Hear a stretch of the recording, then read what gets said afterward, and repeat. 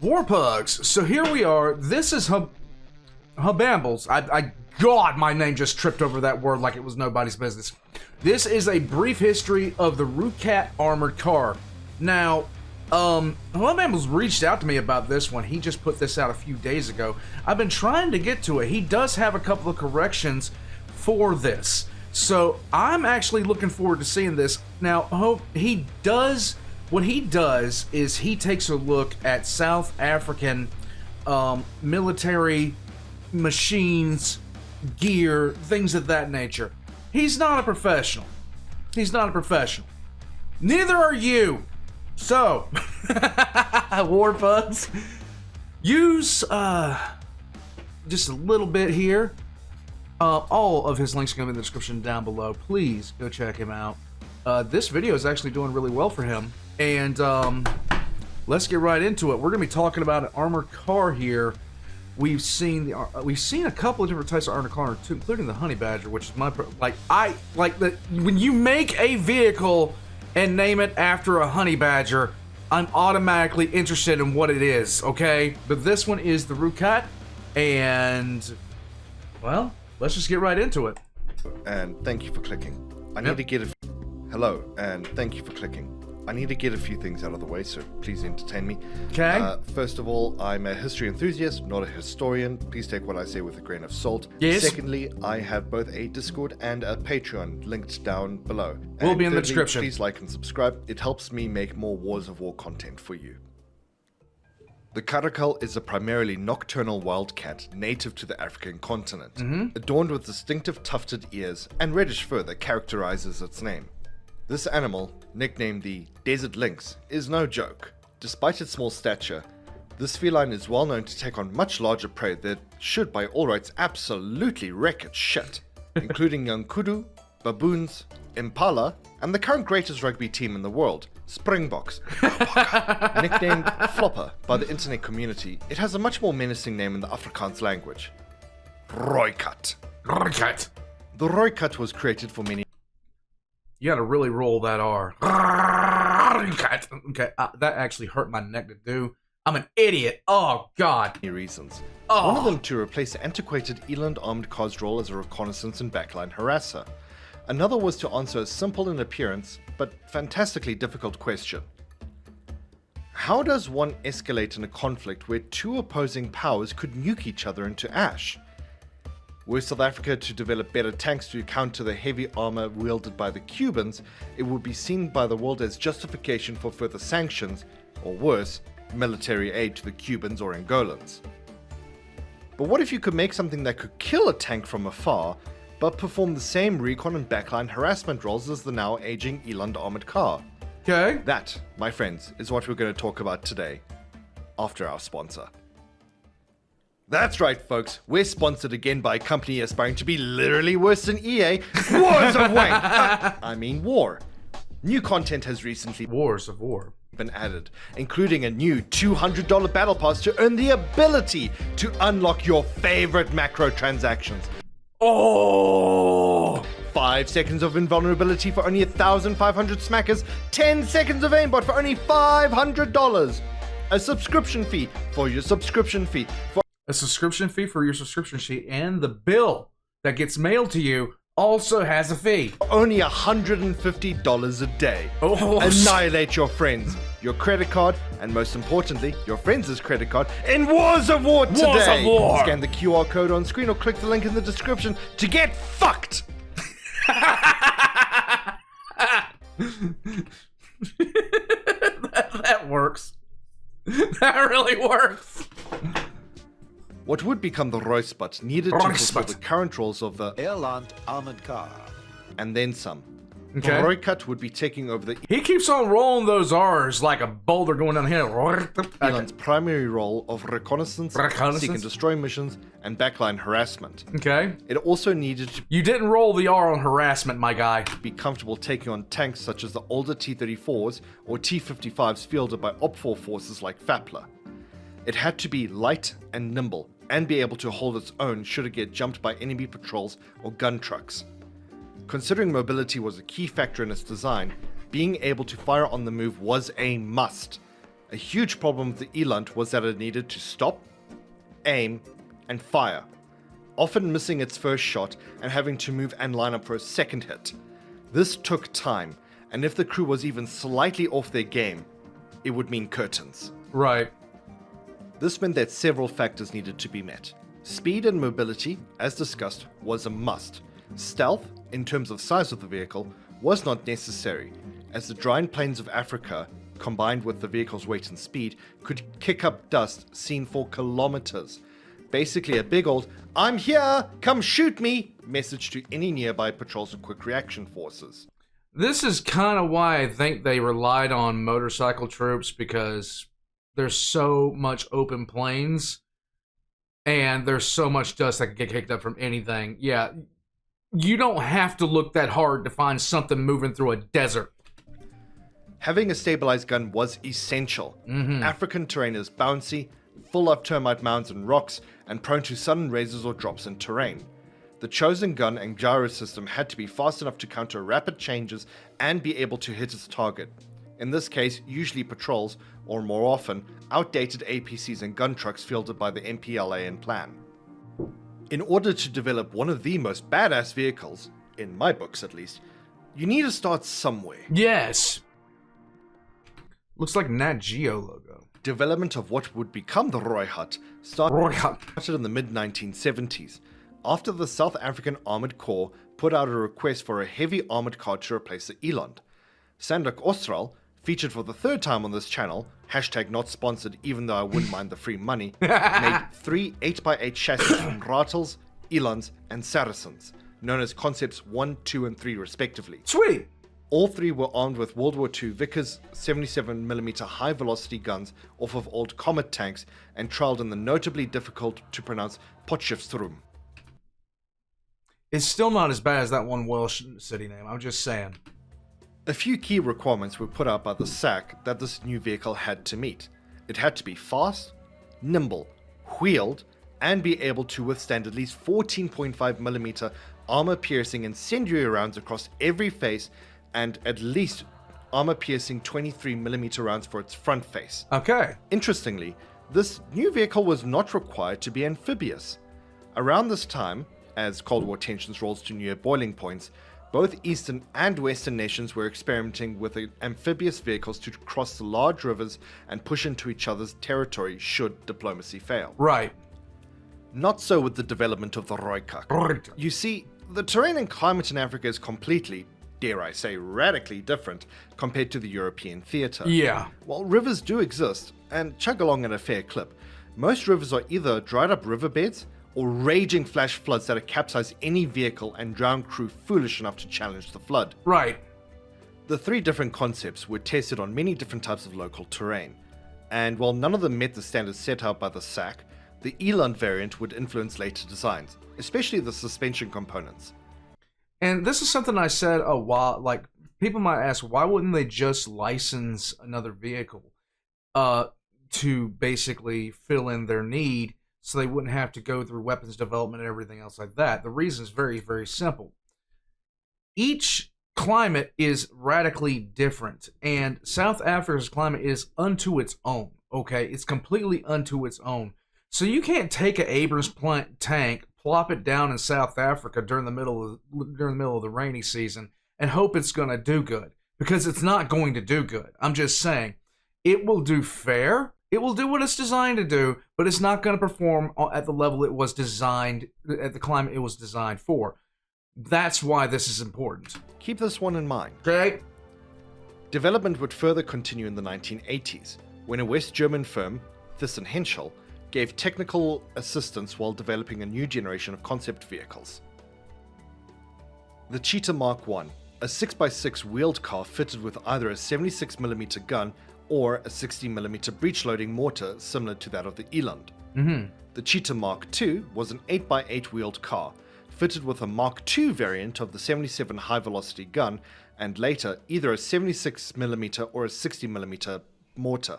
Okay. And to top it off, this absolute fucking behemoth of a weapon, aptly named the Bismarck. The Bismarck. An 8x8 German firm, of course. armored car stretching that word much farther than it can accommodate, Uh-huh. fitted with a turret and a fucking Denel GT7 105mm main gun off of an Oliphant Mark 1A tank. I don't know what the designers and engineers were on when they made this mammoth of a vehicle, but I'd not lie if I was curious to try some. Trials were held at the Cheetah Vehicle Testing Facility in 1984 for the 3 new contenders, and ultimately the Cheetah Mark II was accepted by the SAC. Yay! Though I do know what hat I'll be tossing into the ring if I ever get onto an Albonia episode. Soon, my son. Soon. Quick editor's note. It turns out that the Cheetah series had a wide array of tests and variants that could accommodate a whole ass video on its own. Uh-huh. Here's a few tasters, but if you'd like me to dive into the Cheetah series as a video, please do let me know down in the comments below. With the Cheetah Mark II accepted to further build upon, it... Okay, hold on a second. See, he did send me something about this. He said, excuse me, must say that name. The Rooikat original name would be Cheetah, but was eventually named to Rooikat, and he wasn't sure why. Now he knows, after he put out this video. At the time of the Rooikat's development, Atlas Airframes was developing a new plane and nicknamed it the Cheetah before the South African Armored Corps could, so they had to adopt the name. It needed a name. As far as I can tell, the original name of Cheetah was going to be selected. At some point, though, the now iconic name of Rooikat was That's why. Because there was a new plane being developed, chosen. named the Cheetah. As a side note to this, I've been So they went with Rooikat. looking into the naming conventions of the SADF and why vehicles were named after animals in Afrikaans. From what I've seen, there are well-written research papers out there, but no one really seems to know for certain. Okay? As development continued, features of the Elons began popping up into the design of the Rooikat, namely a similar commander's cupola, turret periscopes, the trailing arms for all 8 wheels, along with the same coil springs and hydropneumatic shock absorbers. Just, beefed up to support the eventual loaded weight of about 28 tons. And, of course, one cannot forget The gun. Originally, 2 variants were considered minute, for hold the on. vehicle. The Vickers 77, Hold on. What did he put in there? and of course, one cannot forget Translation, I did. Originally, 2 variants were considered for the vehicle. The Vickers 77mm high-velocity gun from old South African Comet tanks, and the 105mm GT7 from an Oliphant Mark 1A. Both the 77mm and the 105mm were in ready supply with the South African Defence Forces at this time, and both could take on the new Soviet T-62 MBTs fielded by Op-4 forces in the north with different degrees of success. Uh-huh. But there was a problem. What was that? A fairly large problem. Large? Or large? They weren't badass enough. Oh! Now, one would normally think that a gun for a land vehicle should be sourced from companies that make other guns from other land-based vehicles, yes? Yeah! It is logical, after all. Well, your logic is boring and you can click off this video, you silly fuck. Damn Because it. we ain't looking for a land-based guns, we're getting our gun off of a ship. That's right. The madland behind the Reusmark's development managed to get guns made by Otto Malera, an Italian-based defense company. The Otto Malera 76mm gun was originally designed and manufactured for Italian military ships. Uh-huh. Marketed as the Otto 76-62 gun mount, they were sold to South Africa, albeit with retuned primers and a manual breech to allow crew to reload the weapon. Okay. Extra changes included a thermal anti-distortion sleeve to prevent barrel droop when the gun gets hot, and a reinforced fiberglass fume extractor to assist in both cooling and preventing the burnt cordite from entering the fighting compartment. That would be a good However, idea. this only applied when the vehicle was in B&C, or bio, nuclear, and chemical mode, with the hatches sealed.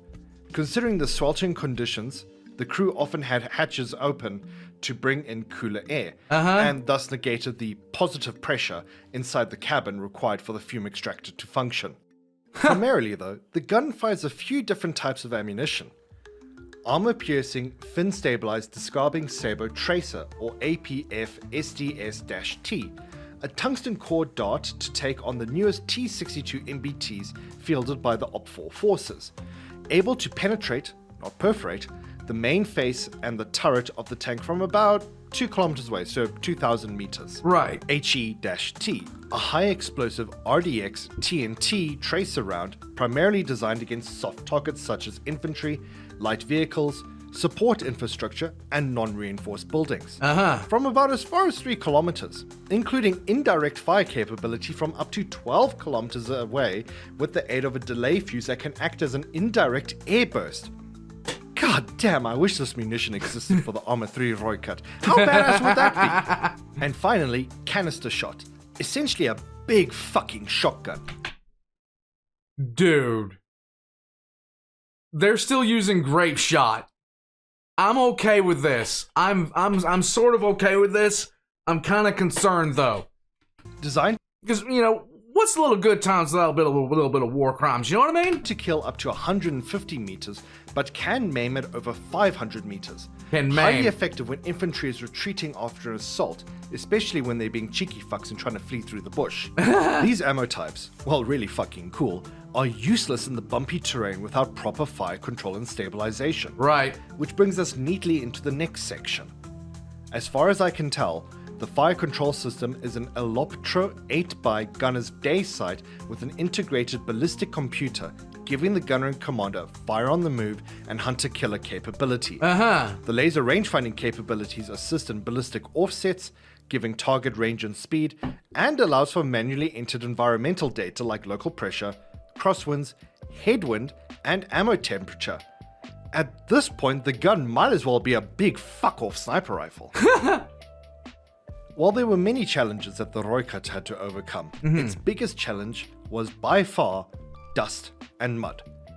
As one's Dust and mud normal. are arguably any vehicle's biggest enemy and a mechanic's nightmare. Particles range from fairly heavy that can settle quickly to exceptionally fine and linger in the air or on the vehicle, basically broadcasting its position to anyone with at least one fairly okay eye. Right. Effective methods of countering such an abundant foe are limited, but there are ways of protecting the internals of the vehicle, namely through a double air filter to catch as many fine particles before entering the engine, over-assisted steering mechanisms to assist the heavy boy through corners and over terrain, and a durable hull to hold itself together. The terrain, too, would work against the vehicle. Right. Man-made and natural trenches are well obscured by the thicket and the brush. The Rooikat can cross a trench as wide as 2 meters on a crawl and 1 meter at 60 kilometers an hour. To prevent any surprises, 1 meter at 60 kilometers an hour. Most vehicles that you try to do that in, you're going to wind up with a spinal realignment. I'm just saying. from such trenches, it is common practice for either the gunner or the loader to drop a grenade from one of the 2 maintenance/escape hatches between the second and third wheel into the trench.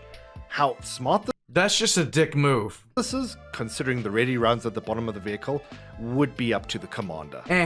Similar to the Ratel, the Rooikat's underbelly is designed to resist anti-tank mines, specifically the TM-46 anti-tank mine commonly used by Op 4 forces, by using the wheel arch as a blowout channel to redirect the explosion and sacrifice a wheel rather than the crew. Good. Along with a specially mounted plate that can resist an IED explosion of over 450 kilograms. The Rooikat That's can not retain bad. speed and mobility with all but one wheel on either side, and get its ass back to base for proper maintenance. However, it can't haul ass if it's underpowered. It's equipped with an Atlantis twin-turbocharged V10 diesel engine fitted with an intercooler that produces 563 horsepower, which basically equals to 20 horses per ton.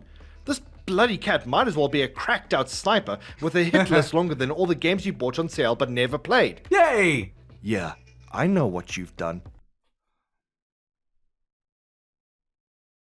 You have not installed Mountain Blade. What the hell is wrong with you? You can't hide from me, fucker. All Wait. that power has to go somewhere. A cat isn't effective without its legs. The engine feeds into a 6-speed, fully automatic transmission that can propel the vehicle up to 120 kilometers an hour on roads and up to 60 kilometers an hour in the bush. That's not bad. Terrain dependent, obviously. Yeah, of course. On that, the 8x8 transmission can be swapped to 4x8 for road use, or if one of the prop shafts gets taken out in the field. The transfer case also has a high and low gear ratios to allow the vehicle to keep moving, regardless of terrain. The engine is fed by a 540-litre diesel tank and can keep the Rooikat going for about 1,000 kilometers on the road and about 500 kilometers off-road, and about as far as 150 kilometers on sand, which, for something that weighs heavier than the skeletons in your closet, is pretty fucking impressive. It's not bad. It's not bad. For what it does, it's not bad at all.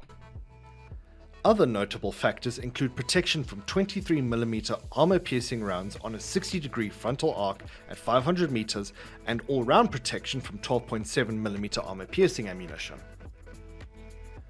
The Rooikat wasn't developed as a solo vehicle in mind. Its initial idea was to be a family of vehicles. During the war, the SADF lacked critical equipment such as SPADs, SPAGs, and dedicated anti-tank missile systems. Sure, the Ratel existed, but the Ratels, badass as they were, honey badgers, were so ill-equipped for taking on tanks that an upgrade was desperately needed. So the thing about it is, having a platform. Now, this is something that, we do. This is something that a lot of people do. A lot of countries do these days, is they dedicate a singular platform to multiple uses. And it can be effective. It can be extremely effective. There are drawbacks, just like any other way to do this. There are drawbacks. During the border war, the skies over Southwest Africa and Angola were by far the most hotly contested airspaces, and South Africa did not have a dedicated anti-air capability outside of FOBs. During the latter stages of development, in the pre-production phase, South Africa sent out a request to Arms Corps, Kentron, and Electron Systems Development, ESD, to develop a weapon system using the Rooikat's chassis as a base. Okay.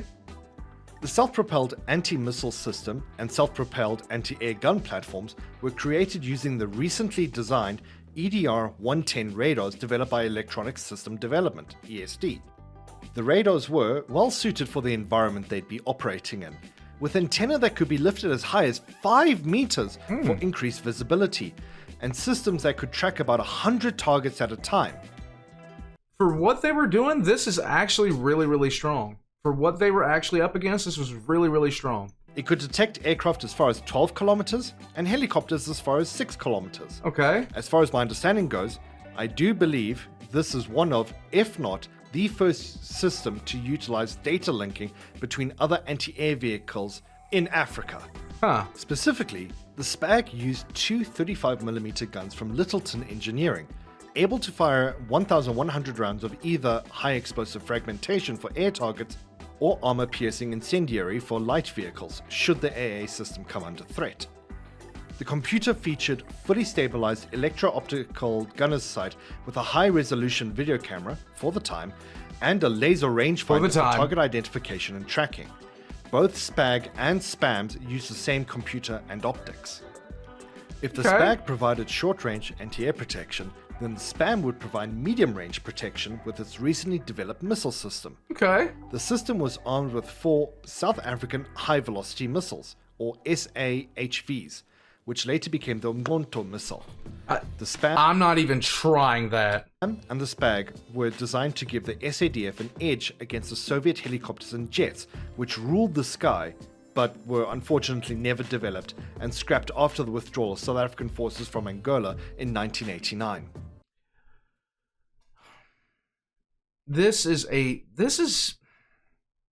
I gotta tell you, what I'm looking at here is just a prime example of using what you have to fit the needs that fit your needs. Them using the Rooikat's chassis for this development, you don't really have to. Let me get my brain together on this one. You don't really have to go far to see the benefits of that. nobody in Africa at this point is rolling out factories building heavy armor on the scale of what you would see from, the United States, Russia, from China, from Japan, all these other heavily industrialized countries. But what you're seeing with this is just a central idea that they made the best use out of, which for a weapons platform, you can't really ask for more than that. I couldn't find much about this variant online, but from what I've seen, this prototype was armed with either a 35mm gun from the Spag or a 20mm GI-2 gun, and fitted with a ZT3 launcher off of a Ratel ZT3. I'll have to do a bit more digging on this vehicle before I can confidently say any more about it. The Rooikat 105 was designed as both an upgrade to the Rooikat 76 and for the export market.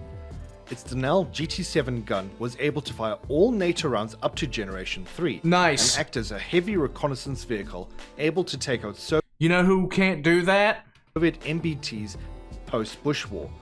Unfortunately for the 105, with the collapse of the Soviet Union in the early 90s, Soviet medium and main battle tanks flooded the market and were cheaper to buy and maintain than the costlier 105s.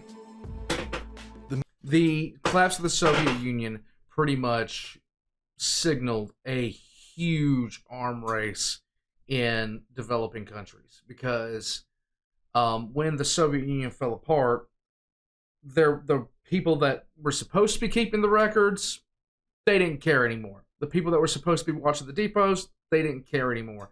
If you ever want to see a movie that'll shock you because it's based off an actual human being, watch Lord of War, because his rise to power was built, the guy that the movie is based off of, his rise to power was built off the back of the Soviet Union collapsing. Medium turret technology demonstrator was developed to test the possibility of an autoloading system in the turret.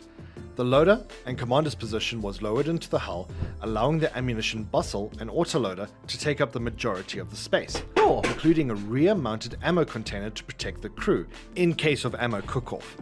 Other technologies were Ammo cook-off is a bad sign. also included into the hull and turret, including a functional active protection system which experimented with 2 different APS systems, a kinetic kill system for Oh, I wonder who doesn't have one of these right now. direct guided and top-down missile systems, and a multi-spectrum laser absorption foam designed to mess with laser designation systems and force threats to come within its own weapons capabilities. Really? To deal with close-range threats, a remotely operated grenade launcher, not sure of size, was added as the first of its kind. The main gun of the MTTD also received not 1, but 2 upgrades. A Littleton Engineering Works GT8 105mm low recoil main gun designed to be lighter than the GT7 105mm gun, Okay. but still keeping high velocity characteristics and light enough for fire control systems to keep the gun on target at higher speeds. And an option for a 120mm gun, aligning with the international main battle tank standards and able to fire the then latest NATO munitions.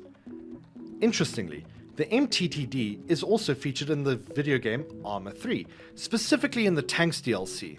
Okay. The autoloading system has been discarded in favor of a more traditional loading system with a gunner. Uh-huh. The turret is cramped, but the Rooikat's legacy of a fast-moving, hypermobile, backline harasser and tank killer lives on.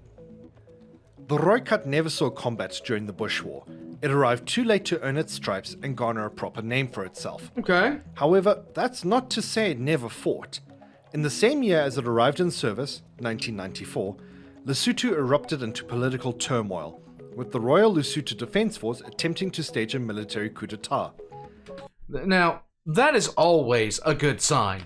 The South African Development Committee, basically our version of the EU/NATO, set up a combined task force that involves several countries under its influence to disarm the mutineers and restore order. Part of this task force included Rooikats of the 1 Special Service Battalion, who assisted South African mechanized units engaged with Lesotho Army rebels in the capital city, Maseru. The Big Cat's main role, aside from these engagements, was internal security and long-range patrols. Okay. After their introduction into the reformed SANDF, all Eland 90s were immediately retired in favor of the Rooikat.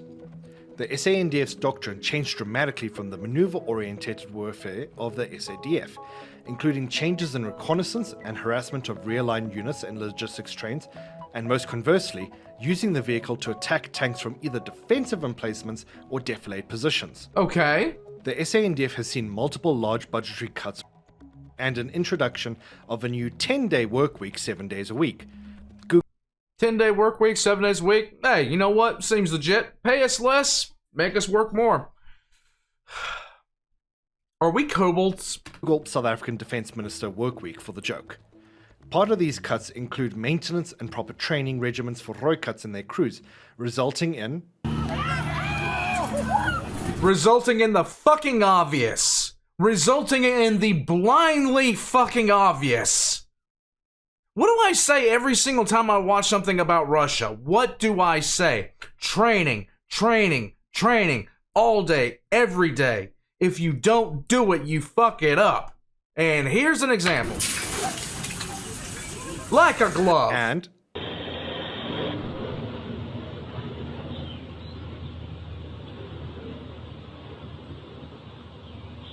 just slow down, Speed Racer. Good God. being a more common occurrence. This cat, while certainly not the largest vehicle on our list, is probably the most sprightly and well-known in the international community. Its creation, a result of innovation in isolation, and it epitomized every amateur tank nut's dream of what is essentially a light tank mixed with high maneuverability, speed, and a gun bonkers enough to simultaneously be a confusing choice and an unexpectedly creamy delight. Yay! The Rooikat Wait a minute, what? is, in my personal opinion, one of the coolest vehicles out there today. Oh? You're still here. Oh. Brilliant. Okay. Thank you for watching the whole video in its entirety. Please consider liking, subscribing, and sharing this video with your friends. And a huge, huge thank you to History of Everything for shouting out this channel. He's done so much for me, from getting me started down the rabbit hole to where I am now. I am forever grateful. The hoe is nice, yes. History of Everything is nice, peoples. I'm especially thankful to you, my viewers, and to my Patreon supporters, who are Goma Flame, Lewis Carullo, and Christopher. Please consider supporting me directly by Patreon for when our currency turns to liquid diarrhea Yay! for the upteenth time, or indirectly support me by joining the Discord server, where you can harass me about when the next video is coming out. Ha! Or folks, Hobambles. First off, the pronunciation of this was incredible, okay?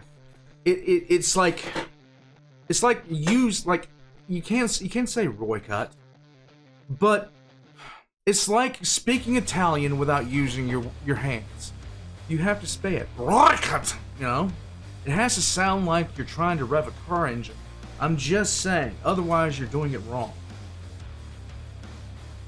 War Pugs, this what it's always nice to see things from other countries, especially ones that you honestly don't see that much about. Everybody knows the new Chinese plane, the McDonald's Happy Meal fucking toy. Everyone knows about the Femboy. Everyone knows about the disappointment, which is the T-14 Armatura. Everyone knows all this crap, but this is the first time I've heard of the. Don't judge me. Don't judge me. I'm an idiot. War Pups, let me know what you think in the comment section down below. Go by and check out Hobambles. He has things about the Rattle. He has things about the bike squads. And now we have the Rooikat. I actually said it right. I'm so proud of myself. Oh my god! War Pugs, description down below, links, everything like that. Like button, subscribe, leave me a comment, join his member Patreon for early access, and we are out of here.